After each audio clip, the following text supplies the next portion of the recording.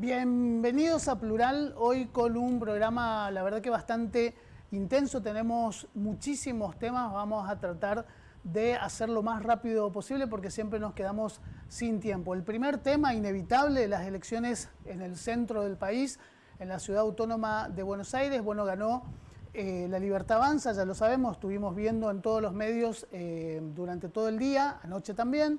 En segundo lugar, esta fusión entre el radicalismo alfonsinista y el peronismo kirchnerista que representa Santoro. Y finalmente el gran perdedor de estas elecciones, el PRO, que quedó relegadísimo, ¿no? Solamente el 53% del padrón concurrió a votar. Es una de las características para tener en cuenta, una cantidad muy importante, una ausencia muy grande de electores. También hablan un poquito de la apatía que tiene la población en estos momentos. Si bien históricamente las elecciones de medio tiempo son elecciones que convocan cada vez a menos personas, pero bueno, es la elección histórica más baja desde el año 2007, ¿no?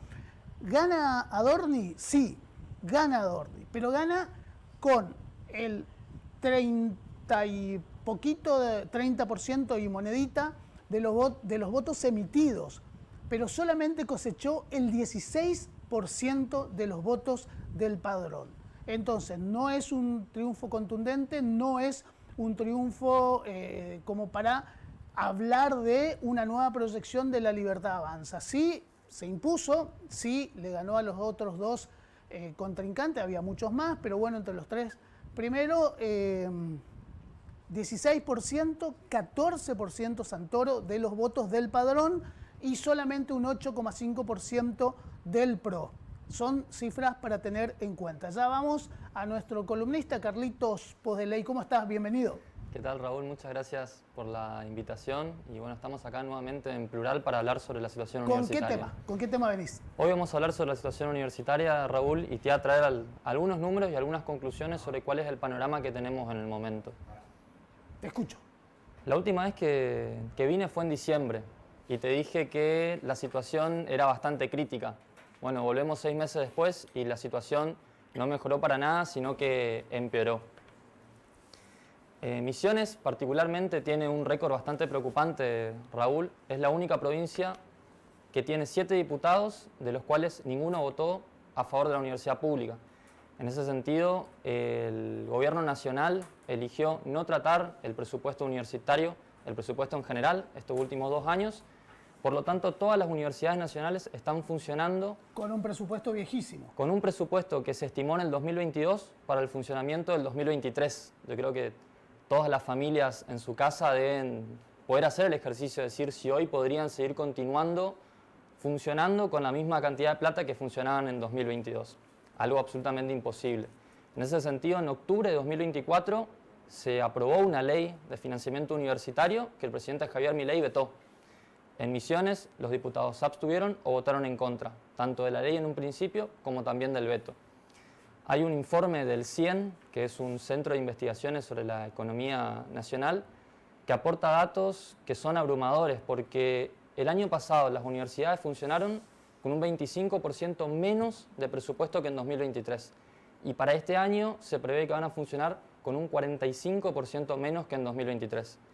Ese ajuste no recae sobre gastos excesivos ni recae sobre gastos superfluos, superficiales, sino que recae pleno. Puntualmente sobre 2 aspectos clave. El salario de docentes y no docentes, que son los trabajadores que más perdieron en poder adquisitivo durante estos 2 años, y también sobre las becas y los fondos que se utilizaban para incentivar a la ciencia y la tecnología en el país. Investigación. Estamos hablando de que una beca Progresar hoy en día no supera los 25.000 pesos, que no alcanza ni siquiera para pagar una factura de telefonía móvil, y que las becas de investigación, por ejemplo, que se financiaban mediante el SIN, el Gobierno Nacional no le habilitó los fondos, por los cuales, en el caso de la Universidad Nacional de Buenos Aires, se hizo cargo autónomamente con sus propios fondos y también son de 25.000 pesos. En ese sentido, sin embargo, a pesar de que el Gobierno Nacional intente vaciar a la universidad pública, lo que se nota es que hay otras reacciones. Hace poco tuvimos una reunión en la Secretaría de Investigación de la Facultad de Humanidades.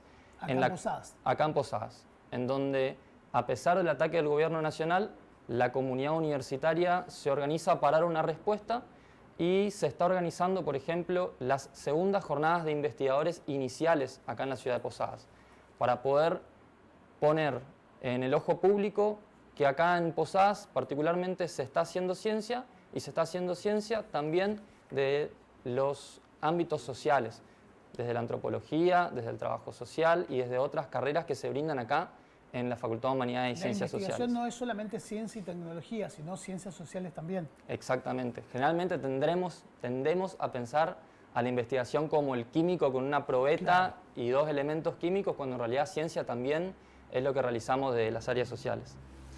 En ese sentido, después, para traerte otros números también, estamos haciendo un relevamiento sobre en qué condiciones estudian los estudiantes universitarios acá en la ciudad.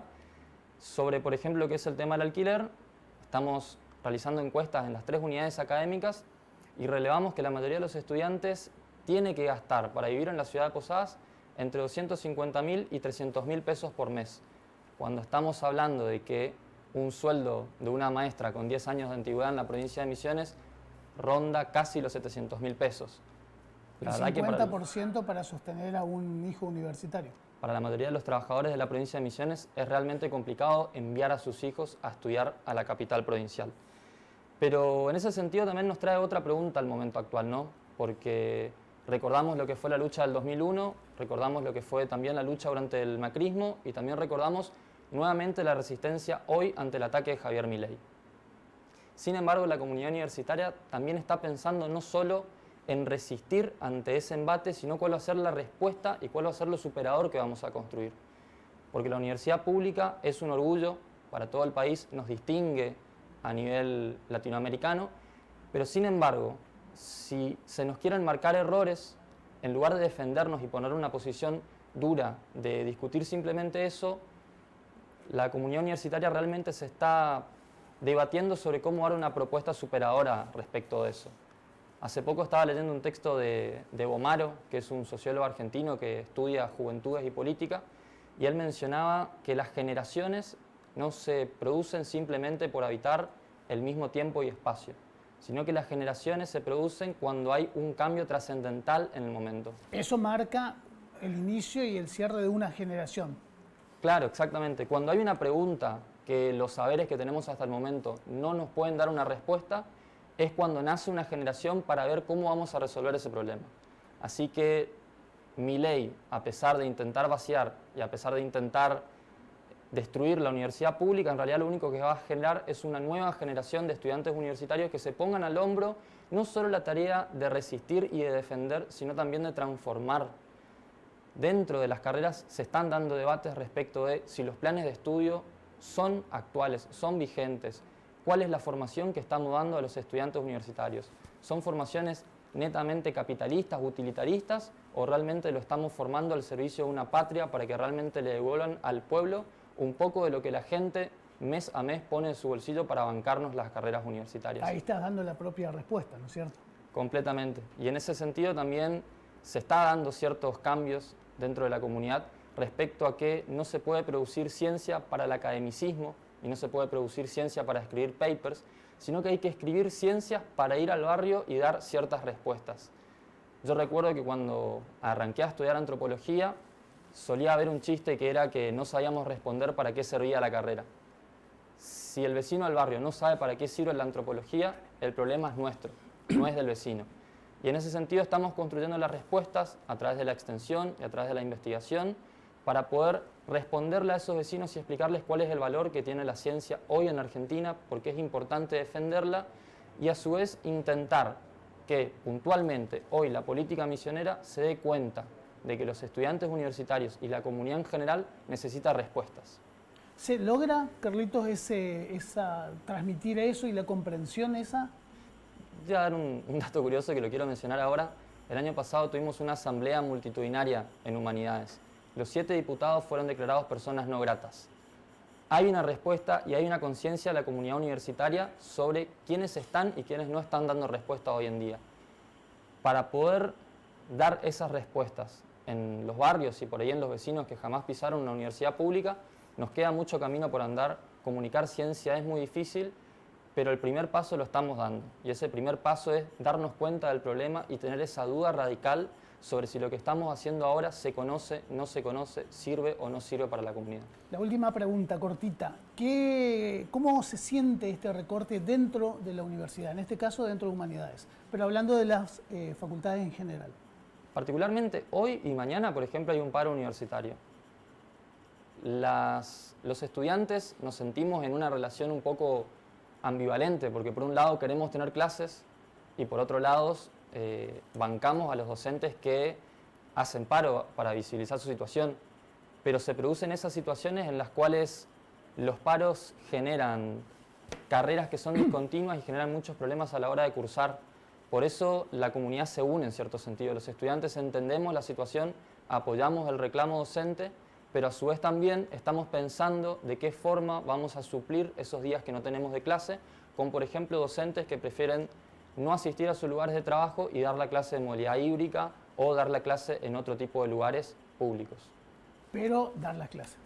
Yo creo que dar la clase es fundamental hoy en día para generar ese pensamiento crítico que ciertamente parece que molesta en algunos ámbitos. Carlitos, muchísimas gracias. Gracias, Raúl. Hacemos una pausa y seguimos con más Plural.